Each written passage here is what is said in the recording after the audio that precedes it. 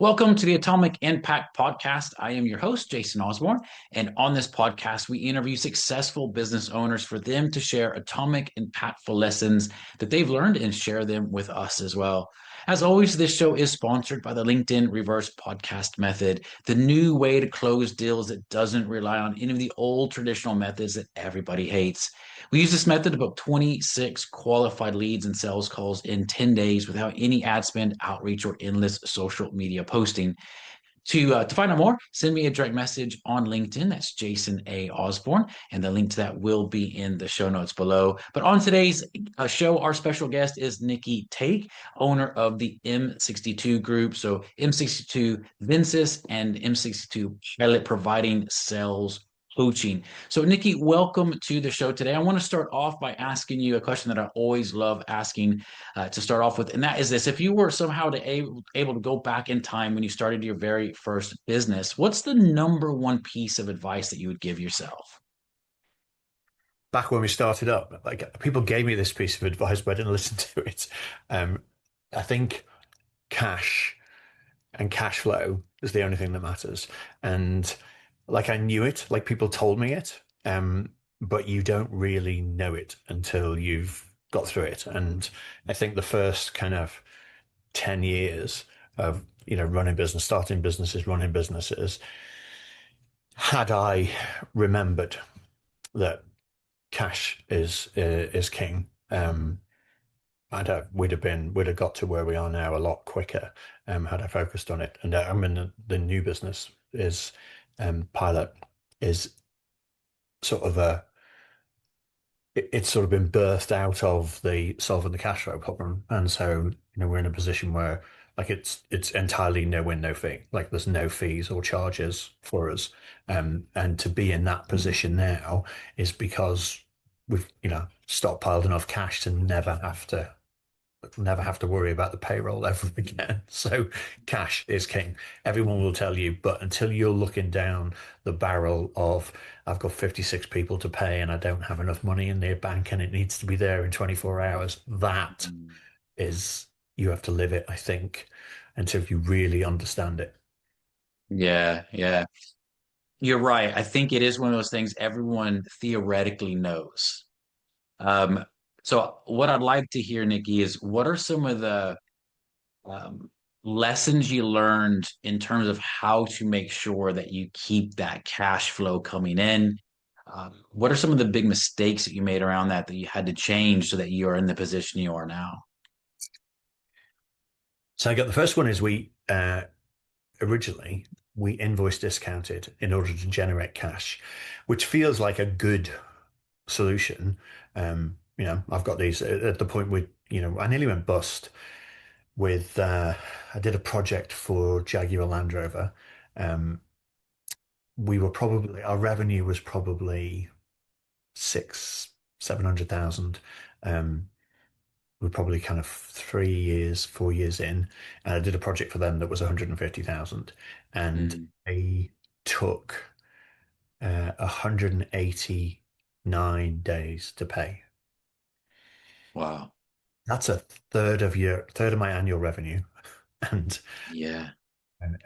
they were, not almost 9 months kind of late in paying, um, and so we at that point decided that the way to solve that and to work with big businesses was to invoice discount, and then how that works. You raise the invoice. As soon as you raise the invoice, you get Yeah.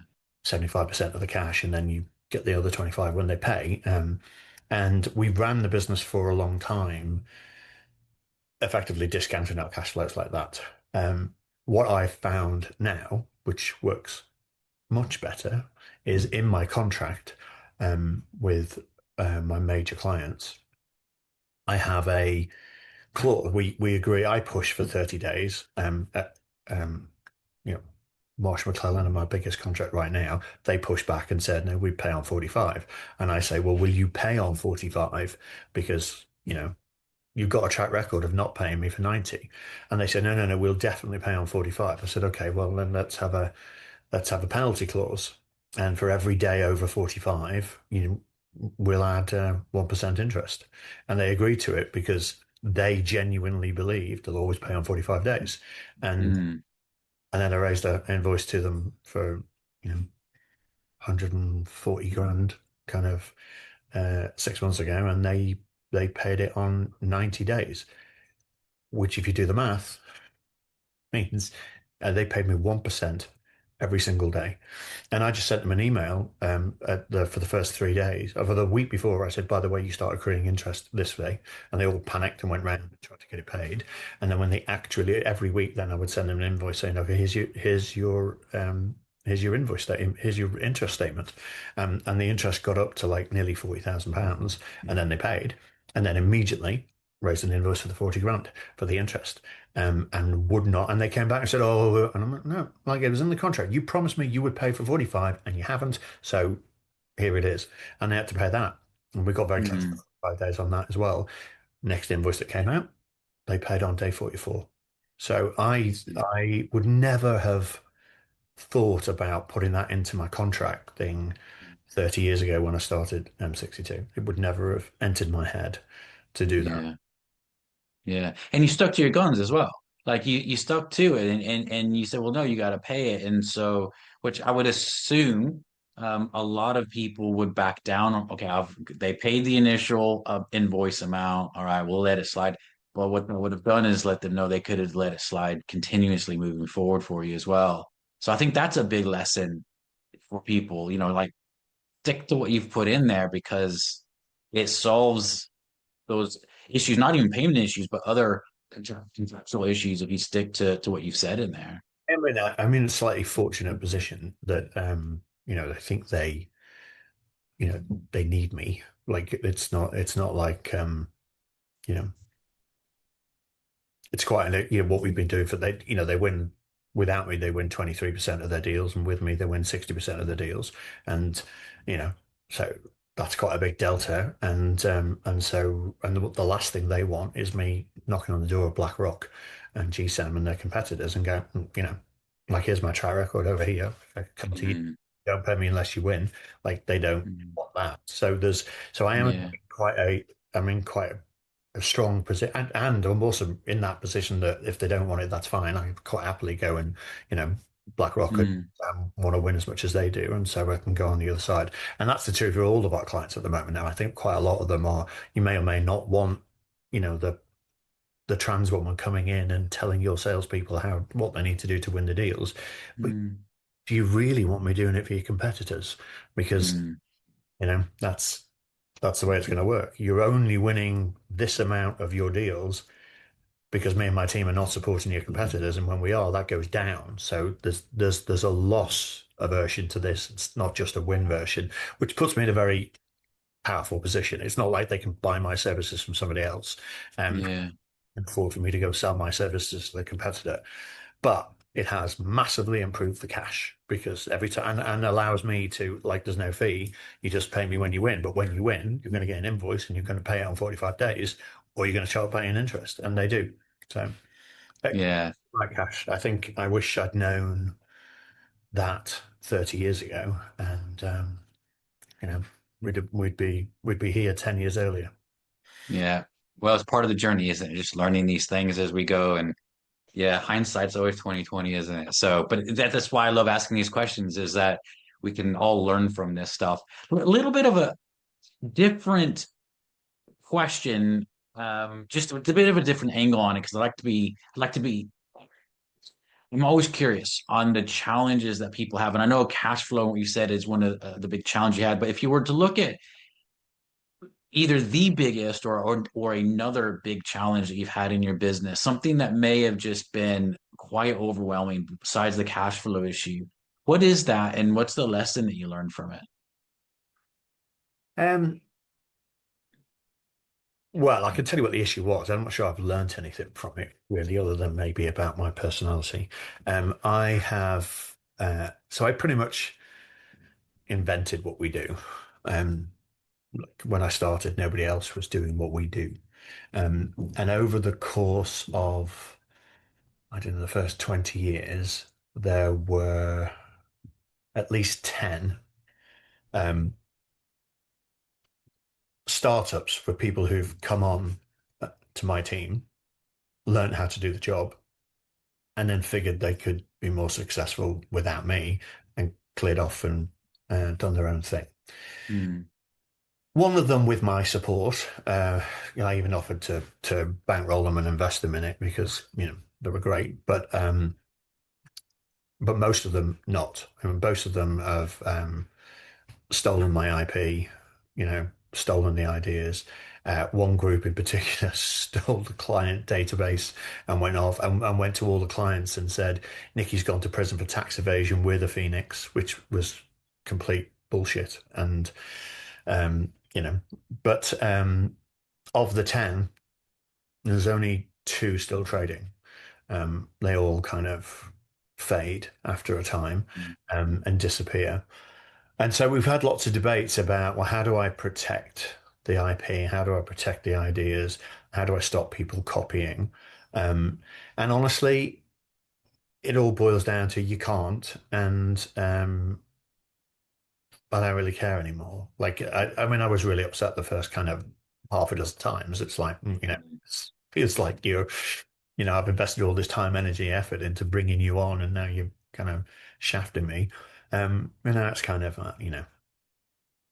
you'd be better off if you stayed. But if you want to go and kind of try it yourself, off you go. Good luck. Mm.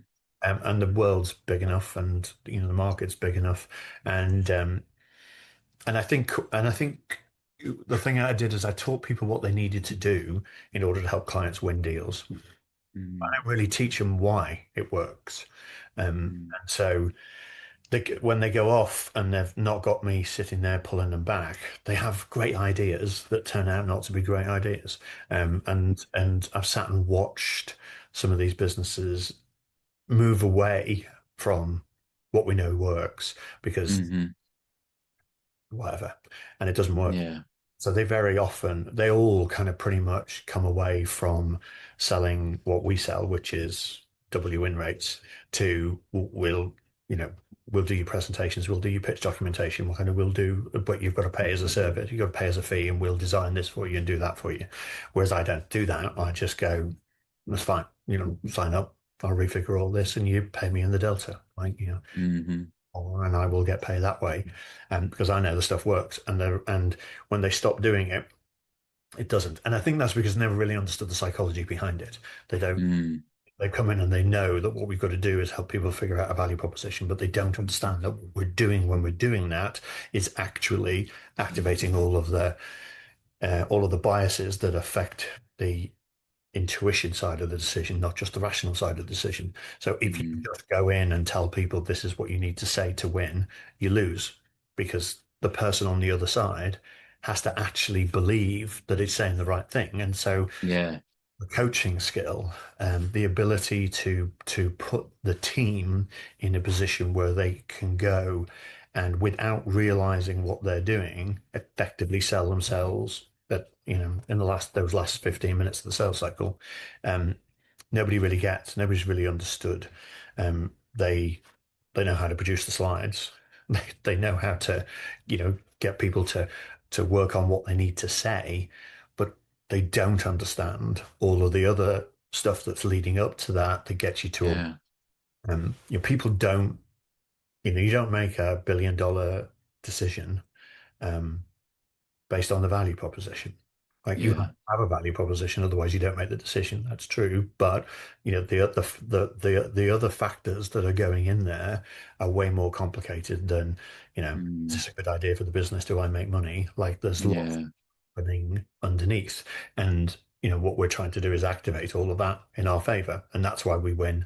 When we're coaching deals, our clients win 75% of them, and that's not because they've got pretty slides and they've got a good message. They do have Yeah. pretty slides. They do have a good message. It's because when they walk in the room, we've done all the pre-work to activate as many of the biases that influence the irrational decision, the intuition decision. Mm. I guess that. So I've been around the houses over the last 30 years all the time with how do I protect my IP? How do I protect what we're doing? And now I think I don't know, maybe I'm just old enough and wise, and I'm in a very fortunate position, and I don't need any money. Oh, Mm. really make any difference anymore. Like I've I've achieved all of that. So now it's just if you've got an interesting bid and you want to win, fine, I'll come and work on it. And if you win it, pay me. If you don't, that's fine as well. And that's Yeah. quite an interesting position to be in now. Mm. And it also means I don't really care about the competition. They can do what they like. Yeah. Yeah. Yeah. Somebody that's as good as me, well done. Yeah. Yeah. That's amazing. They won't be as pretty. Yeah.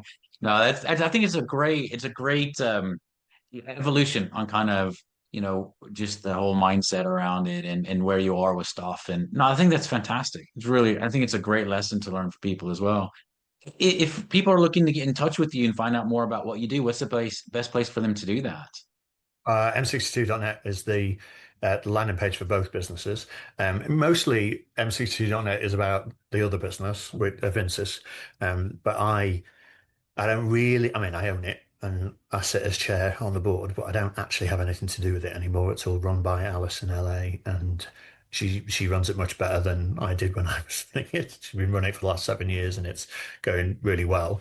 But it's essentially a training business. It teaches salespeople how to pitch. It teaches organizations how to develop a value proposition and how to go out and put it into training course that we've been running really successfully for 30 years. Um, my business, which is I have a separate team, and then we just go in and coach teams so that they win and just get paid on the back. That's called Pilot. And it's a completely separate business. It's under the same banner because we're using the same IP, we're using the same, Mhm. the output looks the same. Yeah. And we have some of the same clients. So we have, clients that have used us for 20 years. Um, Actually one for maybe even a bit longer, where we're their pitch consultants and we have been for 20 years, but we're also do their training for them, and so they now kind of Alice's team will go and do the training, and then when they've got a pitch, they pick up the phone and my team come in and do the pitch. Yeah.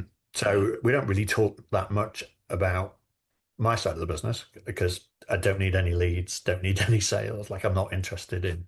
I really need new people and new businesses. And most of the new interesting opportunities are coming via PEs now. Um, and the big stuff. Like I've Yeah. coached 10 $1 billion deals and won all 10. Um, so it's kind of like if you've got $1 billion deal and you want to win it, there's not that many. I mean, I'm not the only one. There's other pitch consultants out there, but Yeah. I'm the only one with 10 out of 10. And so they find me. Like Mm. I don't really need to Yeah. market or sell. Yeah. And It's it amazing. might be interesting to people listening to the podcast is we're building a community on a sort of on and off LinkedIn, but basically a community that we call Leaders That Win, where and it's not really designed for salespeople. Like salespeople kind of study their art, study their profession, study the science, and are all deeply arrogant. I think they know everything about everything, so I can't really be bothered with them. It's for those people who are not salespeople, who find themselves in a leadership position and suddenly have to sell. And so most of my clients are, I don't know, I mean, they're IBM engineers who have got really good at designing, systems, and suddenly they find themselves in a senior position at IBM and they have to win a deal, and now they're selling. And they don't really understand that there's science and psychology and systems and processes that would help because their focus is the thing, not the selling it. And so it's really about us trying to get people, leaders that have to win, to understand some of the psychology that's needed in order to get yourself into a winning pitch. And so Yeah. webinar once a month, which lasts 55 minutes. And then in between each month, each webinar, we run a visualization clinic where people bring us their shit horrible slides and we live say, okay, if that's what you're trying to say, this is the picture and diagram you should use rather than that. And we just do it before and after just to encourage people to get rid of their crappy PowerPoint and start to think in pictures, and which works more. And then we show that one's about the cognitive science behind how you present, and then the webinars are more about the behavioral science about how do we influence people. And those two bits, Amazing. like I'm Yeah. middle of a PhD and kind of how those two bits collide in order to influence buying decisions. And we're doing the research that sticks behind it and says, how do you get people to say yes? And what is out there in terms of research that we can use as senior executives when we're talking to clients, how do you get somebody to say yes to your $500 million project rather than somebody else's? And, Mm. you know, Yeah, it's nobody amazing. Amazing. knows. And so Yeah. we're putting it all together. So, and it's free. There's no cost to it. We've got, I think, we launched it inside Marsh McLellan when I was there. And then when I brought the team out, we've opened it out. So, we've already got 1,000 kind of people in the community. And we get a couple of hundred people on the webinars. And it's just like the one I'm doing on Wednesday is all about confirmation bias. How do we confirmation bias is I look at the data set and I see the data that supports my belief system. Mm. If you're selling, if you're pitching and somebody has already decided that you're really expensive and your service is shit, right? They will come in and look for evidence that convinces them that you're really expensive and your service is shit. And then they go away and go, well, it was Mm. exactly what I thought it would be, right? Yeah. You need to know what they think of you, what their belief system is before they walk in the room. And then are you overturning it or are you reinforcing it? And then how do you do that? And then the other problem we have is we have our own confirmation bias, and our own confirmation bias is always we're brilliant. Like I'm the best in the industry, and therefore I go out and look for evidence to prove to me that I'm the best. So I don't see the problems, I don't see the issues. And so we've got a whole kind of 20-minute section in this month's webinar on Wednesday, where we're going to talk about confirmation bias affects us, confirmation bias affects the prospect, it affects the team. How do we navigate that in the run up to a bid? So those last 15 minutes increase our chances of winning because we're playing the biases in the right way. Last month Yeah. we did That's amazing. bias. The week before that, we did aversion loss and anchoring. Like it all, it's all based on research. It's all like, here's the research. This says if you do this, if you frame it this way, you get this. So why don't we do that? Why don't we, you know, why don't we pitch in accordance to the science? And nobody does. And so Yeah. we do. Amazing. That's brilliant. Well, I definitely encourage everyone to get in touch with Nicci, check out everything that was just discussed there because it sounds absolutely amazing. And thank you again so much for being on the show, Nicci. It's been great having you here. And as a reminder for everyone listening, this show is sponsored by the LinkedIn Reverse Podcast Method, the new way to close deals that doesn't rely on any of the old traditional methods that everyone hates. To find out more, send me a direct message on LinkedIn to have a chat. It's Jason A. Osborn, and the link to that will be in the show notes below. But until next episode, stay inspired.